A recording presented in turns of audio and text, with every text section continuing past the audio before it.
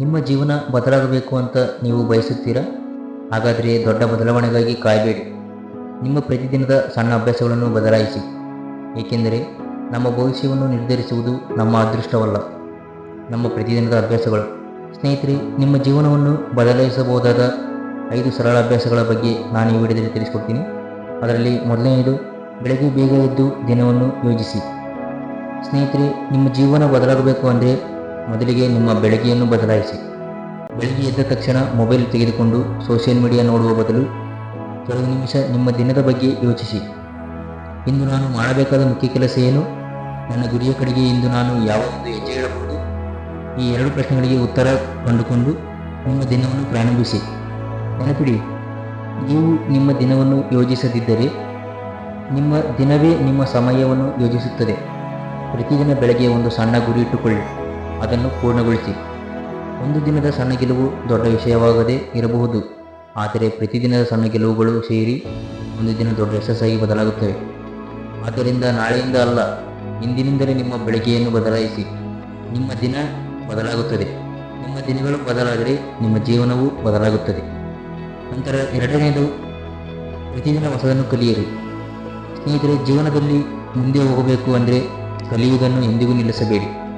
ನಿಮ್ಮ ಬಳಿ ಹಣ ಕಡಿಮೆ ಇರಬಹುದು, ಅವಕಾಶಗಳು ಕಡಿಮೆ ಇರಬಹುದು, ಆದರೆ ಪ್ರತಿದಿನ ಹೊಸದನ್ನು ಕಲಿಯುವ ಮನಸ್ಸು ನಿಮ್ಮಲ್ಲಿದ್ದರೆ ನಿಮ್ಮ ಭವಿಷ್ಯವನ್ನು ಬದಲಾಯಿಸುವ ಸಾಮರ್ಥ್ಯ ನಿಮ್ಮಲ್ಲಿದೆ. ಪ್ರತಿದಿನ ಕನಿಷ್ಠ 20ರಿಂದ 30 ನಿಮಿಷ ಹೊಸ ವಿಷಯ ಕಲಿಯಲು ಮೀಸಲಿಡಿ. ಒಂದು ಪುಸ್ತಕ ಓದಿ, ಹೊಸ ಕೌಶಲ್ಯ ಕಲಿಯಿರಿ, ನಿಮ್ಮ ಕೆಲಸಕ್ಕೆ ಸಂಬಂಧಿಸಿದ ವಿಷಯ ತಿಳಿದುಕೊಳ್ಳಿ. ನಿಮಗೆ ಗೊತ್ತಿಲ್ಲದ ವಿಷಯವನ್ನು ತಿಳಿದುಕೊಳ್ಳಲು ಪ್ರಯತ್ನಿಸಿ. ನೀವು ಪ್ರತಿದಿನ ಸ್ವಲ್ಪ ಸ್ವಲ್ಪವಾಗಿ ಕಲಿಯುತ್ತಾ ಹೋದರೆ ಇಂದು ನಿಮಗೆ ಕಷ್ಟವಾಗಿರುವ ವಿಷಯ ನಾಳೆ ನಿಮಗೆ ಸುಲಭವಾಗುತ್ತದೆ. ನೆನಪಿಡಿ, ನಿಮ್ಮ ಜ್ಞಾನ ಹೆಚ್ಚಾದಂತೆ ನಿಮ್ಮ ಅವಕಾಶಗಳು ಹೆಚ್ಚಾಗುತ್ತವೆ. ಜಗತ್ತು ಪ್ರತಿದಿನ ಬದಲಾಗುತ್ತಿದೆ. ಹೊಸ ತಂತ್ರಜ್ಞಾನ ಬರುತ್ತವೆ, ಹೊಸ ಅವಕಾಶಗಳು ಬರುತ್ತಿವೆ. ಆ ಬದಲಾವಣೆಯ ಜೊತೆಗೆ ನೀವು ಕೂಡ ಬೆಳೆಯಬೇಕು. ಹೀಗಾಗಿ ಒಂದು ನಿರ್ಧಾರ ತೆಗೆದುಕೊಳ್ಳಿ. ಪ್ರತಿದಿನ ಏನಾದರೂ ಹೊಸದನ್ನು ಕಲಿಯುತ್ತೇನೆ, ನಿನ್ನೆಗಿಂತ ಇಂದು ಉತ್ತಮವಾಗಿರುತ್ತೇನೆ. ಏಕೆಂದರೆ ಕಲಿಯುವುದನ್ನು ನಿಲ್ಲಿಸಿದ ದಿನದಿಂದ ಬೆಳವಣಿಗೆಯೂ ನಿಲ್ಲುತ್ತದೆ.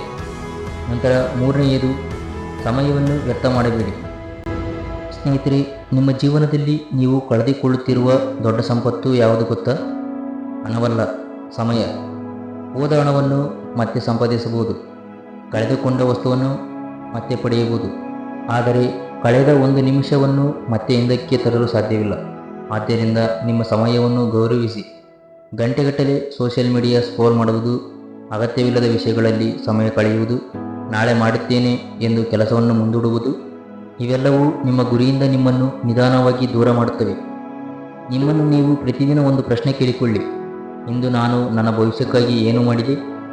ಪ್ರತಿದಿನ ಸ್ವಲ್ಪ ಸಮಯ ನಿಮ್ಮ ಗುರಿಗಾಗಿ ಮೀಸಲಿಡಿ. ಓದುವುದಕ್ಕೆ ಸಮಯ ಕೊಡಿ, ಹೊಸ ಕೌಶಲ್ಯ ಕಲಿಯಲು ಸಮಯ ಕೊಡಿ, ನಿಮ್ಮ ಗುರಿಯ ಮೇಲೆ ಕೆಲಸ ಮಾಡಲು ಸಮಯ ಮೀಸಲಿಡಿ. ನೆನಪಿಡಿ, ನಿಮ್ಮ ಸಮಯ ಎಲ್ಲಿಗೆ ಹೋಗುತ್ತದೆಯೋ ನಿಮ್ಮ ಜೀವನವು ಅಲ್ಲಿಗೆ ಹೋಗುತ್ತದೆ. ನಂತರ 4ನೇದು, ನಿಮ್ಮ ದೇಹ ಮತ್ತು ಮನಸ್ಸಿನ ಬಗ್ಗೆ ಕಾಳಜಿ ವಹಿಸಿ. ಸ್ನೇಹಿತರೆ, ನೀವು ದೊಡ್ಡ ಗುರಿಗಳನ್ನು ಹೊಂದಿರಬಹುದು. ಯಶಸ್ಸು ಪಡೆಯಬೇಕು, ಹಣ ಸಂಪಾದಿಸಬೇಕು, ಜೀವನದಲ್ಲಿ ಮುಂದೆ ಬರಬೇಕು ಎಂದು ಕನಸು ಕಾಣಬಹುದು. ಆದರೆ ಒಂದು ವಿಷಯ ಮರೆಯಬೇಡಿ, ನಿಮ್ಮ ದೇಹ ಮತ್ತು ಮನಸ್ಸು ನಿಮ್ಮ ಯಶಸ್ಸಿನ ಪ್ರಯಾಣದ ಆಧಾರ.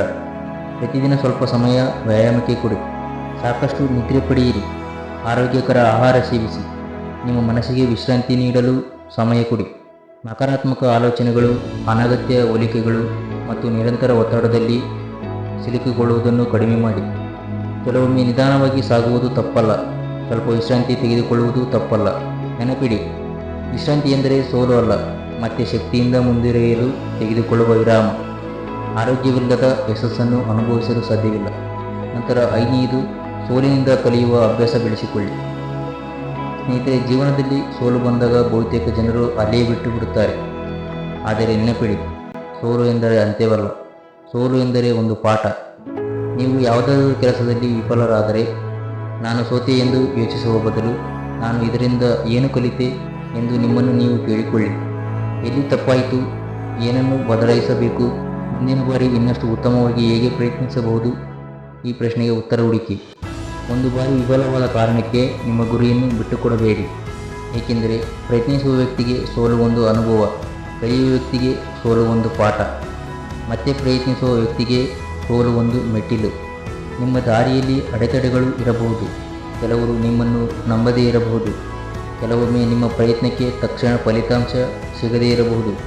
ಆದರೂ ನಿಲ್ಲಬೇಡಿ, ಕಲಿಯಿರಿ, ತಪ್ಪುಗಳನ್ನು ಸರಿಪಡಿಸಿ, ಮತ್ತೆ ಪ್ರಯತ್ನಿಸಿ. ಒಂದು ದಿನ ನೀವು ಹಿಂತಿರುಗಿ ನೋಡಿದಾಗ ನಿಮ್ಮನ್ನು ಕೆಳಗೆ ಬೀಳಿಸಿದ ಆ ಸೋಲುಗಳೇ ನಿಮ್ಮನ್ನು ಬಲಿಷ್ಠರನ್ನಾಗಿ ಮಾಡಿದ್ದವು ಎಂಬುದು ಅರ್ಥವಾಗುತ್ತದೆ. ನೆನಪಿಡಿ, ಗೆಲುವು ನಿಮಗೆ ಯಶಸ್ಸನ್ನು ಕೊಡಬಹುದು, ಆದರೆ ಸೋಲು ನಿಮಗೆ ಅನುಭವವನ್ನು ಕೊಡುತ್ತದೆ. ನಿಮ್ಮ ಜೀವನ ಒಂದೇ ದಿನದಲ್ಲಿ ಬದಲಾಗುವುದಿಲ್ಲ, ಆದರೆ ನಿಮ್ಮ ಪ್ರತಿದಿನದ ಅಭ್ಯಾಸಗಳು ಬದಲಾದರೆ ನಿಮ್ಮ ಜೀವನವು ನಿಧಾನವಾಗಿ ಬದಲಾಗುತ್ತದೆ.